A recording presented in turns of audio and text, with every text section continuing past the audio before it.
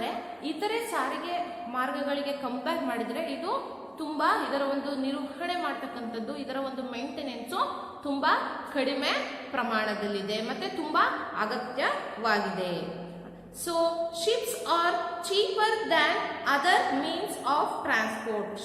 Ships are cheaper than other means of transport. ಬೇರೆಯ ಒಂದು ಟ್ರಾನ್ಸ್ಪೋರ್ಟೇಷನ್ಗೆ compare ಮಾಡಿದರೆ ಈ ಶಿಪ್ಸ್ ನಾವು ಗೂಡ್ಸನ್ನು ಒಂದು ಸ್ಥಳದಿಂದ ಇನ್ನೊಂದು ಸ್ಥಳಕ್ಕೆ ಶಿಫ್ಟ್ ಮಾಡೋದು ಅಂದರೆ ಟ್ರಾನ್ಸ್ಪೋರ್ಟ್ ಮಾಡೋದು ತುಂಬಾನೇ ಕಡಿಮೆ ದರದಲ್ಲಿ ನಿರ್ವಹಣೆ ಆಗುತ್ತೆ, ಮಾಡ್ಬೋದು. ನಾವು ಕಡಿಮೆ ಖರ್ಚಿನಲ್ಲಿ ಟ್ರಾನ್ಸ್ಪೋರ್ಟೇಷನ್ ಅನ್ನ ಮಾಡ್ಬೋದು.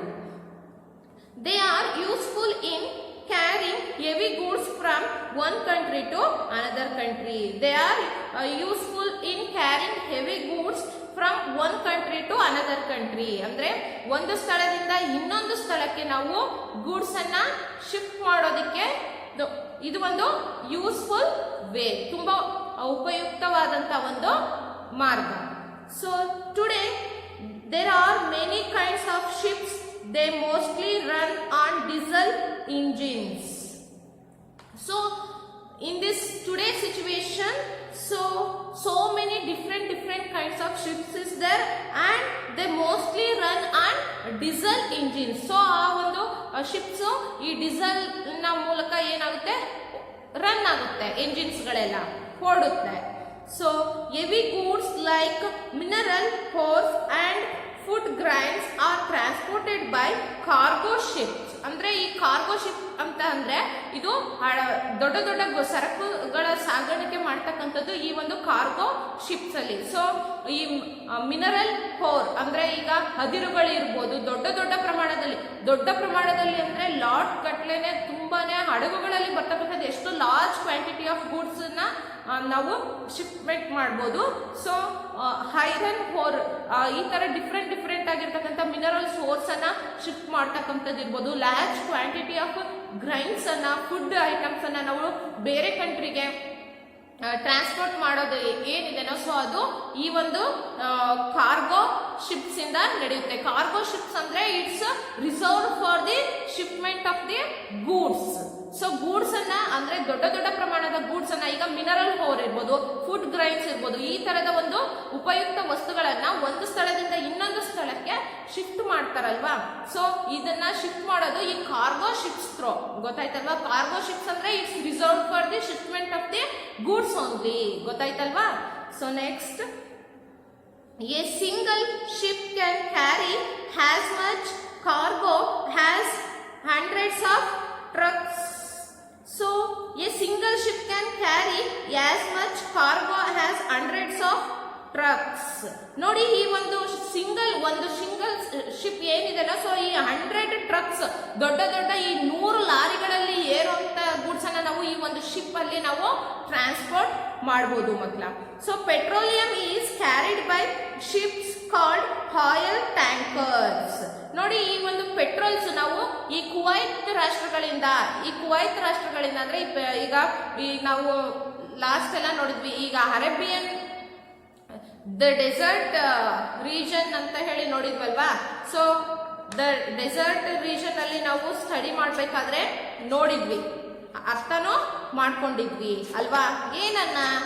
ಸೊ ನಮ್ಗೆ ಕುವೈತ್ ರಾಷ್ಟ್ರಗಳಲ್ಲಿ ಅಂದ್ರೆ ಈ ಸೌದಿ ಅರೇಬಿಯಾ ಇಲ್ಲೆಲ್ಲಾನು ಏನ್ ಸಿಗುತ್ತೆ, ಹೆಚ್ಚಾಗಿ ಪೆಟ್ರೋಲ್, ಡೀಸೆಲ್ ಈ ತರದ ಒಂದು ಆಯಿಲ್ ಒಂದು ಪ್ರೊಡಕ್ಷನ್ ತುಂಬಾ ಜಾಸ್ತಿ ಇದೆ. ಸೊ ನಾವು ದೇಶಕ್ಕೆ ಬೇಕಾಗಿರ್ತಕ್ಕಂಥ ನಾವು ಪೆಟ್ರೋಲ್ ಡೀಸೆಲ್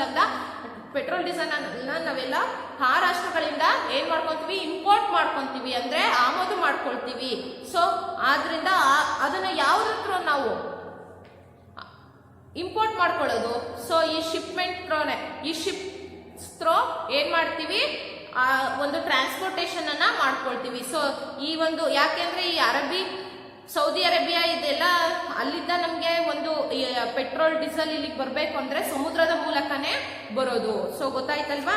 ಸೊ ಈ ರೀತಿ ನಾವು ದೊಡ್ಡ ಹಡಗುಗಳ ಮೂಲಕ ಏನ್ ಮಾಡ್ತೀವಿ, ಗೂಡ್ಸ್ ಅನ್ನ ಟ್ರಾನ್ಸ್ಪೋರ್ಟೇಷನ್ ಅನ್ನ ಮಾಡ್ಕೊಂತೀವಿ. ಸೊ ನೆಕ್ಸ್ಟ್ ಈ ಆಯಿಲ್ ಟ್ಯಾಂಕರ್ಸ್ ಮೂಲಕ ಶಿಪ್ಸ್ ಅಲ್ಲಿ ನಾವು ಟ್ರಾನ್ಸ್ಪೋರ್ಟ್ ಮಾಡ್ಕೊಳ್ತೀವಿ. Transportation by ship is much cheaper compared to road or air transport. So ಈ ರೋಡ್ ಟ್ರಾನ್ಸ್ಪೋರ್ಟೇಷನ್ಗೆ ಮತ್ತೆ ಏರ್ ಟ್ರಾನ್ಸ್ಪೋರ್ಟೇಷನ್ಗೆ ಕಂಪೇರ್ ಮಾಡಿದ್ರೆ ಈ water transportation is or ship transportation is very cheaper. ಅಂದ್ರೆ ತುಂಬಾ ಕಡಿಮೆ ಪ್ರಮಾಣದಲ್ಲಿ, ಕಡಿಮೆ ದರದಲ್ಲಿ ನಮಗೆ ಒಂದು ಸಾರಿಗೆಯ ಅನುಕೂಲ ಆಗುತ್ತೆ. ಯಾವುದಕ್ಕೆ ಈ ರೋಡ್ ವೇಸ್ ಅಲ್ಲಿ ಕಂಪೇರ್ ಮಾಡಿದ್ರೆ ಅಂದ್ರೆ ಈ ಭೂಮಿ ಮೇಲೆ ರೋಡ್ಸ್ ಅಲ್ಲಿ ಟ್ರಾವೆಲ್ ಮಾಡ್ತಕ್ಕಂಥ ವೆಹಿಕಲ್ಸ್ ಮತ್ತೆ ಏರ್ ವೇಸ್ ಅಂದ್ರೆ ಹೆಲಿಕಾಪ್ಟರ್ಸ್ ಇರ್ಬೋದು, ಏರೋಪ್ಲೇನ್ಸ್ ಇರ್ಬೋದು, ಈ ಜೆಟ್ ವೇಸ್ ಇರ್ಬೋದು. ಸೊ ಇದರ ಮೂಲಕ ನಾವು ಏನು ಟ್ರಾನ್ಸ್ಪೋರ್ಟ್ ಮಾಡ್ತೀವಲ್ವಾ, ಇವೆರಡಕ್ಕೂ ಕಂಪೇರ್ ಮಾಡಿದ್ರೆ ಈ water ways is the very cheaper for shifting the goods. So next, there are 12 major ports in India. So ಇಂಡಿಯಾದಲ್ಲಿ, ನಮ್ಮ ಭಾರತದಲ್ಲಿ 12 ಮೇಜರ್ ಪೋರ್ಟ್ಸ್ ಅಂದ್ರೆ ಏನು? ಪೋರ್ಟ್ಸ್ ಅಂದ್ರೆ ಏನು? ಪೋರ್ಟ್ಸ್ ಅಂದ್ರೆ ಹಡಗು ನಿಲ್ದಾಣ ಅಂತ. ಈ ದೊಡ್ಡ ದೊಡ್ಡ ಹಡಗುಗಳು ಬಂದ್ಬಿಟ್ಟು ನಿಲ್ತಕ್ಕಂಥ ಪ್ಲೇಸ್ ಅನ್ನ ಏನಂತ ಕರಿತೀವಿ? ಪೋರ್ಟ್ ಅಂತ ಹೇಳಿ ಕರಿತೀವಿ. ಈ ಬಸ್ಗಳು ಹೇಗೆ ಬಸ್ ಸ್ಟ್ಯಾಂಡ್ ಅಲ್ಲಿ ಸ್ಟಾಪ್ ಆಗುತ್ತೋ, ರೈಲ್ವೆ ಸ್ಟೇಷನ್ ಅಲ್ಲಿ ಟ್ರೈನ್ಸ್ ಹೇಗೆ ಸ್ಟಾಪ್ ಆಗುತ್ತೋ, ಅದೇ ರೀತಿ ಈ ಹಡಗುಗಳು ಬಂದ್ಬಿಟ್ಟು ಈ ಪೋರ್ಟ್ಗಳಲ್ಲಿ ಸ್ಟಾಪ್ ಆಗುತ್ತೆ. ಗೊತ್ತಾಯ್ತಲ್ವಾ? ಹಡಗು ನಿಲ್ತಕ್ಕಂಥ ಒಂದು ಸ್ಥಳವನ್ನ ನಾವೇನಂತ ಕರಿತೀವಿ? ಪೋರ್ಟ್ ಅಂತ ಹೇಳಿ ಕರಿತೀವಿ ಮಕ್ಕಳ. There are 12 major ports in India. ನಮ್ಮ ಭಾರತದಲ್ಲಿ 12 ದೊಡ್ಡ ಬಂದರುಗಳಿವೆ. ಸೊ ಪೋರ್ಟ್ಸ್ ಅಂದ್ರೆ ಹಡಗು ನಿಲ್ದಾಣಗಳನ್ನ ನಾವು ಬಂದರು ಅಂತ ಹೇಳಿ ಕರಿತೀವಿ.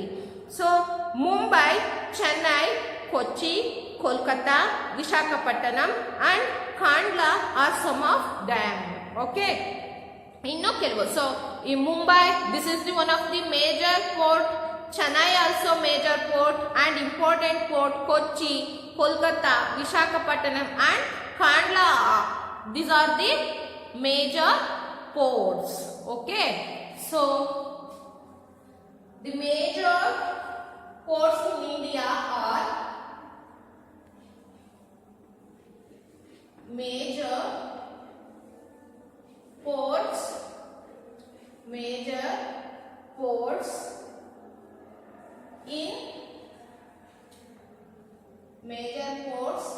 in India are the major ports in India are Mumbai,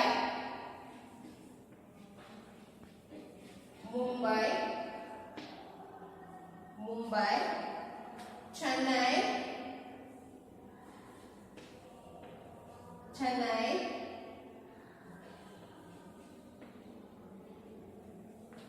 Kochi,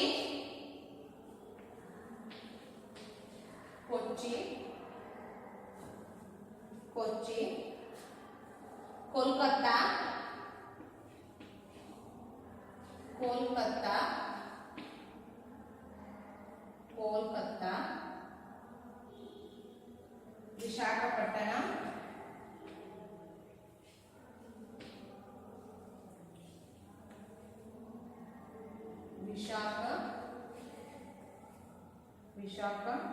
Visakhapatnam,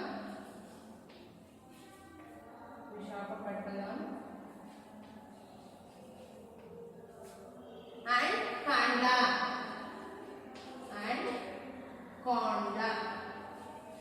Okay, these are the major important ports in India. Okay, so Mumbai, Chennai, Kochi, Kolkata, Visakhapatnam and Kandla. Okay, so next, within India several rivers such as Brahmaputra and Ganga are used as waterways.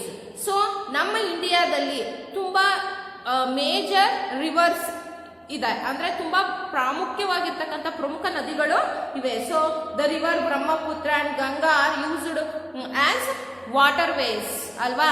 So ನಮಗೆ ಶಿಪ್ಮೆಂಟ್ ಮಾಡ್ಕೊಳ್ಳೋದಿಕ್ಕೆ, so ಈ ರೀತಿ water ways transport ಮಾಡೋದಿಕ್ಕೆ ಈ the river Brahmaputra and river Ganga. So ಈ ಗಂಗಾ ನದಿ ಮತ್ತೆ ದೊಡ್ಡ ದೊಡ್ಡ ನದಿಗಳು ಗಂಗಾ, ಬ್ರಹ್ಮಪುತ್ರ, ಈ ನದಿಗಳನ್ನ ನಾವು ವಾಟರ್ ವೇಸ್ಗೋಸ್ಕರ ನಾವು ಯೂಸ್ ಮಾಡ್ಕೊಂಡಿದೀವಿ. So next, to make sea travel easier and faster, canals linking seas have been dug to cut down the travel distance to make a travel easier and faster.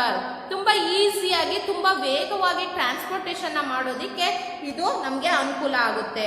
So canals linking seas have been dug to cut down the travel distance. So ಈ ಒಂದು canals, ಈ ದೊಡ್ಡ ದೊಡ್ಡ ನದಿಗಳ ಕಾಲುವೆಗಳ ಮೂಲಕ ನಾವು transportation ಮಾಡೋದಿಕ್ಕೆ, ಅಂದ್ರೆ ಈ ಸಮುದ್ರಕ್ಕೆ ಈ ನದಿಗಳ ಒಂದು ಸಂಪರ್ಕದಿಂದ ಏನಾಗುತ್ತೆ ನಮಗೆ ಈ ಕಟ್ ಡೌನ್ಸ್ ಅಂದ್ರೆ ಈ ದೊಡ್ಡ ದೊಡ್ಡ ಡಿಸ್ಟೆನ್ಸ್ ಅನ್ನ ಕಡಿತ ಮಾಡುತ್ತೆ ಈ ಒಂದು ಕ್ಯಾನಲ್ಸ್. ನಮ್ಗೆ ಈಗ ತುಂಬಾ ದೂರ ಇರೋದು ಸುತ್ಕೊಂಡು ಹೋಗೋದಕ್ಕಿಂತ ನಾವು ಕಟ್ ರೂಟ್ ಅಲ್ಲಿ ಹೋಗ್ತಕ್ಕಂಥದ್ದು ತುಂಬಾ ಏನಾಗಿರುತ್ತೆ ಡಿಸ್ಟೆನ್ಸ್ ಅನ್ನ ನಮ್ಗೆ ಕಡಿಮೆ ಮಾಡುತ್ತೆ ಅಲ್ವಾ ಮಕ್ಕಳ. ಸೊ ಈ ರೀತಿ ಈ ಕ್ಯಾನಲ್ಸ್ ಈ ಸಮುದ್ರಕ್ಕೆ ಈ ನದಿಗಳ ಒಂದು ಸಂಪರ್ಕ ಏನಿದೆ ಇದು ತುಂಬಾ ಡಿಸ್ಟೆನ್ಸ್ ಅನ್ನ ಅಂದ್ರೆ ತುಂಬಾ ದೂರವನ್ನ ಕಡಿಮೆ ಮಾಡುತ್ತೆ. So the Suez Canal connects the Mediterranean Sea in the north with the Red Sea in the south.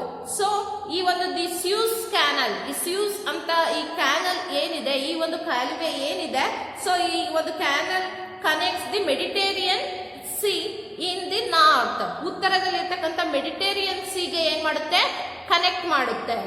So next with the red C in the south.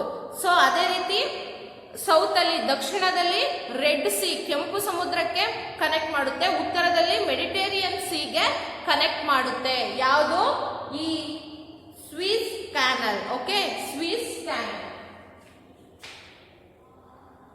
Swiss canal. Okay ನೋಡಿ, so ಈ Suez canal ಏನ್ ಮಾಡುತ್ತೆ, it's connect to connected it's connect it's connects to north ಅಲ್ಲಿ ನೋಡಿ, ಇಲ್ಲಿ ಯಾವುದು Mediterranean C, MS ಅಂದ್ರೆ Mediterranean C. So ಎಲ್ಲಿ ನಾರ್ತ್ ಅಲ್ಲಿ, ನಾರ್ತ್ ಇನ್ ದಿ ನಾರ್ತ್ ಅಲ್ಲಿ ಮೆಡಿಟೇರಿಯನ್ ಸಿಗೆ ಕನೆಕ್ಟ್ ಮಾಡುತ್ತೆ. ಅದೇ ರೀತಿ ಸೌತ್ ಅಲ್ಲಿ ರೆಡ್ ಸಿಗೆ, ಸೌತ್ ಅಲ್ಲಿ ರೆಡ್ ಸಿಗೆ ಕನೆಕ್ಟ್ ಮಾಡುತ್ತೆ. ಗೊತ್ತಾಯ್ತಲ್ವಾ, ರೆಡ್ ಸಿಗೆ ಎಲ್ಲಿ ಸೌತ್ ಅಲ್ಲಿ ಕನೆಕ್ಟ್ ಮಾಡುತ್ತೆ ಮಕ್ಕಳ. ಯಾವುದು ಈ Suez canal. So next,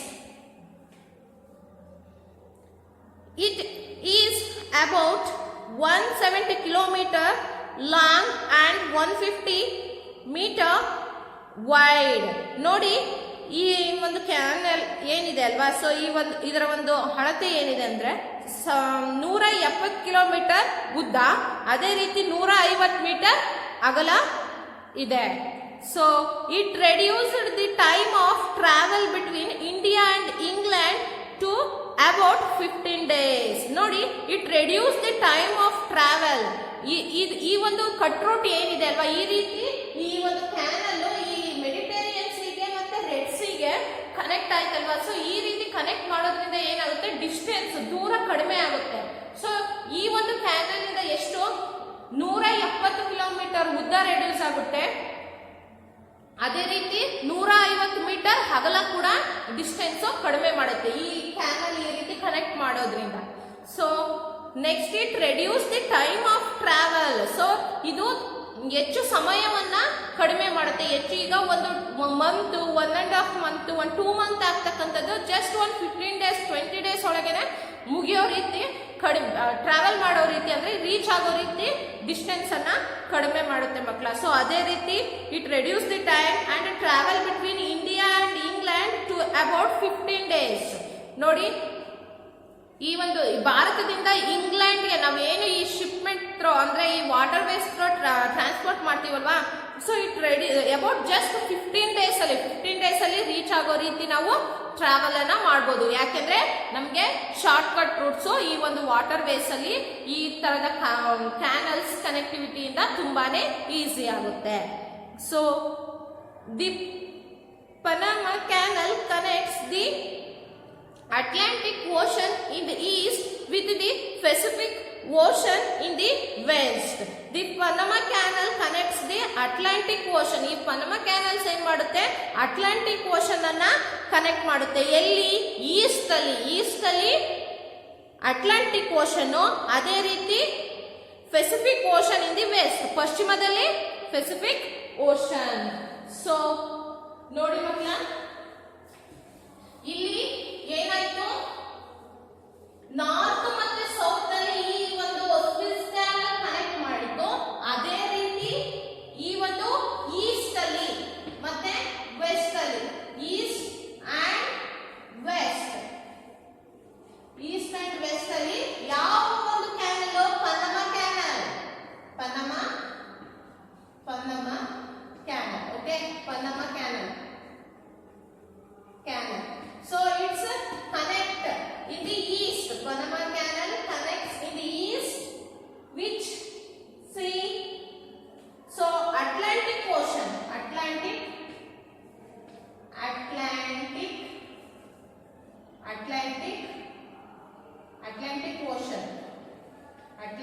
Ocean in the east side.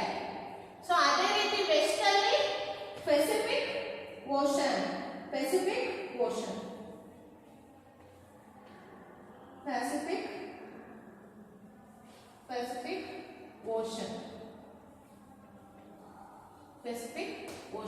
ಗೊತ್ತಾಯ್ತಲ್ವಾ? ಸೊ ಪಶ್ಚಿಮದಲ್ಲಿ ಅಟ್ಲಾಂಟಿಕ್ ಓಷನ್ ಅನ್ನ ಕನೆಕ್ಟ್ ಮಾಡುತ್ತೆ, ಅದೇ ರೀತಿ ವೆಸ್ಟ್ ಅಲ್ಲಿ ಯಾವುದು? Atlantic ocean, Pacific ocean. ಯಾವುದು ಕನೆಕ್ಟ್ ಮಾಡೋದು? ಈ ದೊಡ್ಡ ದೊಡ್ಡ ಸಾಗರಗಳಿಗೆ ಈ ಒಂದು ಪನಮಾ ಕ್ಯಾನಲ್. ಸೊ ಗೊತ್ತಾಯ್ತಲ್ವಾ? ನಾರ್ತ್ ಮತ್ತೆ ಸೌತ್ಗೆ ಈ ಸ್ವಿಸ್ ಕ್ಯಾನಲ್ ಕನೆಕ್ಟ್ ಮಾಡುತ್ತೆ, ಅಂದ್ರೆ ಮೆಡಿಟೇರಿಯನ್ ಸೀಗೆ ಮತ್ತೆ ಯಾವುದು? ರೆಡ್ ಸೀಗೆ. ಸೊ ರೆಡ್ ಸಿ ಮತ್ತೆ ಮೆಡಿಟೇರಿಯನ್ ಸೀಗೆ ಕನೆಕ್ಟಿವಿಟಿಯನ್ನ ಸ್ವಿಸ್ ಕ್ಯಾನಲ್ ಕೊಡುತ್ತೆ. ಕೊನೆಗೆ ಈ ಪನಮಾ ಕ್ಯಾನಲ್ ಈಸ್ಟ್ ಅಲ್ಲಿ ಅಟ್ಲಾಂಟಿಕ್ ಓಷನ್, ವೆಸ್ಟ್ ಅಲ್ಲಿ ಪೆಸಿಫಿಕ್ ಓಷನ್ಗೆ ಕನೆಕ್ಟಿವಿಟಿಯನ್ನ ಮಾಡುತ್ತೆ. ಸೊ ಗೊತ್ತಾಯ್ತಲ್ವಾ? ಸೊ ಈ ರೀತಿ ಈ ಒಂದು ಕ್ಯಾನಲ್ಸ್ ಗಳು ವಾಟರ್ ವೇಸ್ ಅನ್ನ ಸಪೋರ್ಟ್ ಮಾಡೋದ್ರಿಂದ ಏನಾಗುತ್ತೆ? ಸೊ ನಮಗೆ ಶಾರ್ಟ್ ಕಟ್ ರೂಟ್ಸ್ ಅವೈಲಬಲ್ ಆಗುತ್ತೆ, ತುಂಬಾ ಡಿಸ್ಟೆನ್ಸ್ ಕೂಡ ಕಡಿಮೆ ಆಗುತ್ತೆ, ನಾವು ಕಡಿಮೆಯ ಒಂದು ಟೈಮ್ ಅಲ್ಲಿ ನಾವು ಆ ಒಂದು ಪ್ಲೇಸ್ ಅನ್ನ ರೀಚ್ ಆಗೋದಕ್ಕೆ ಅನುಕೂಲ ಆಗುತ್ತೆ ಮಕ್ಕಳ. ಸೊ ಅದೇ ರೀತಿ ತುಂಬಾ ಕಡಿಮೆ ಪ್ರಮಾಣದಲ್ಲಿ, ಕಡಿಮೆ ದರದಲ್ಲಿ ನಾವು ಕಡಿಮೆ ಅಮೌಂಟ್ ಅಲ್ಲಿ ಟ್ರಾನ್ಸ್ಪೋರ್ಟೇಷನ್ ಕೂಡ ಮಾಡ್ಕೋಬಹುದು. So next, this canal was opened in 1914. Earlier ships had to go all around the continent of South America to get from one ocean to the other. ನೋಡಿ, was opened in 1914. ಸೊ ಈ ಒಂದು canal ಯಾವುದು? ಈ ಪನಮಾ canal ಅಂತ ಏನ್ ಹೇಳಿದ್ವಲ್ವ, so ಈ ಒಂದು canals was opened ಇನ್ 1914. 1914ರಲ್ಲಿ ಈ ಒಂದು ಕಾಲುವೆ ಓಪನ್ ಆಗುತ್ತೆ. So earlier ships had to go to all around the continent of South America. ಈ ಒಂದು ಸೌತ್ ಅಮೆರಿಕಾ, ಈ ಒಂದು ಕಾಂಟಿನೆಂಟ್ ಅಲ್ಲಿ ಇರತಕ್ಕಂಥ ಎಲ್ಲ ಪ್ಲೇಸಸ್ ಅಲ್ಲಿನೂ ಕೂಡ ಏನು ತುಂಬಾ ಅರ್ಲಿಯರ್ ಅಲ್ಲಿ ಇತ್ತು, ಅಂದ್ರೆ ಮುಂಚೆ ಏನಾಗ್ತಿತ್ತು? Ships had to go all around the continents of South America. So ಎಲ್ಲ ಕಾಂಟಿನೆಂಟ್ ಅಲ್ಲಿನೂ ಕೂಡ ಈ ಒಂದು ಶಿಪ್ಸ್ ಅಂದ್ರೆ ವಾಟರ್ ವೇಸ್ ಅವೈಲಬಲ್ ಇತ್ತು. To get from one ocean to the other, ಅಂದ್ರೆ ಒಂದು ಸಮುದ್ರದಿಂದ ಇನ್ನೊಂದು ಸಮುದ್ರಕ್ಕೆ ಶಿಪ್ಮೆಂಟ್ ತುಂಬಾ easy ways. Now ships can go from the Atlantic ocean to the Pacific ocean in just 8 hours. ಈಗ ಶಿಪ್ಸ್ ಈ ಅಟ್ಲಾಂಟಿಕ್ ಓಷನ್ ಇಂದ ಈ ಸ್ಪೆಸಿಫಿಕ್ ಓಷನ್ಗೆ ಜಸ್ಟ್ 8 hours ಅಲ್ಲಿ ರೀಚ್ ಆಗುತ್ತೆ. ಟೈಮ್ ಸೇವ್ ಆಯ್ತಲ್ವಾ? So Panama canal covers a distance of about 82 kilometre. So ಅಂದ್ರೆ ಈ Panama canals covers distance 82 kilometre ನ ಈ ಅಂತರವನ್ನ ಏನ್ ಮಾಡುತ್ತೆ? ಈ ಒಂದು ಕ್ಯಾನಲ್ ಕವರ್ ಮಾಡುತ್ತೆ, ಕಡಿಮೆ ಮಾಡುತ್ತೆ. These canals have saved time and money. So ಈ ಒಂದು ಪನಮಾ ಕ್ಯಾನಲ್ ಏನ್ ಮಾಡುತ್ತೆ? ಟೈಮ್ ಅನ್ನ ರೆಡ್ಯೂಸ್ ಮಾಡುತ್ತೆ. ಅಂದ್ರೆ 82 ಕಿಲೋಮೀಟರ್ ಡಿಸ್ಟೆನ್ಸ್ ಅನ್ನ ಇದು ಏನು ರೆಡ್ಯೂಸ್ ಮಾಡಿದೆ ಅಂತ ಹೇಳಿದ್ರೆ ಇದು ತುಂಬಾ ಚೀಪರ್ ಅಲ್ವಾ? So canals have saved time and money. Time ಅನ್ನ ಸೇವ್ ಮಾಡುತ್ತೆ, ಅದೇ ರೀತಿ ಮನಿಯನ್ನು ಕೂಡ ಸೇವ್ ಮಾಡುತ್ತೆ. So next we move to the next ways. ಸೊ ನಿಮ್ಗೆ ಇದಿಷ್ಟು ಕೂಡ ಈ ಒಂದು ವಾಟರ್ ವೇಸ್ ಅರ್ಥ ಆಯ್ತು ಅಂತ ನಾನು ಅನ್ಕೊಂತೀನಿ. ಈ ರೀತಿಯಾದಂತಹ ವಾಟರ್ ವೇಸ್ ನ ಒಂದು ಈ ರೀತಿಯಾದಂತಹ ಕ್ಯಾನಲ್ಸ್ ಕನೆಕ್ಟಿವಿಟಿ ಏನ್ ಮಾಡುತ್ತೆ, ಟೈಮ್ ಅನ್ನ ರೆಡ್ಯೂಸ್ ಮಾಡುತ್ತೆ, ಆಮೇಲೆ ಟ್ರಾನ್ಸ್ಪೋರ್ಟೇಷನ್ ಕಾಸ್ಟ್ ಅನ್ನ ರೆಡ್ಯೂಸ್ ಮಾಡುತ್ತೆ. ತುಂಬಾ ಫಾಸ್ಟ್ ಆಗಿ ಈಸಿಯಾಗಿನೂ ಕೂಡ ನಾವು ಟ್ರಾನ್ಸ್ಪೋರ್ಟೇಷನ್ ಅನ್ನ ಮಾಡಬಹುದು. It is one of the important transportation way. ಗೊತ್ತಾಯ್ತಲ್ವಾ ಮಕ್ಕಳ? So in the next class we move to the next transportation way is airways. We will discussing in our next class. Thank you students.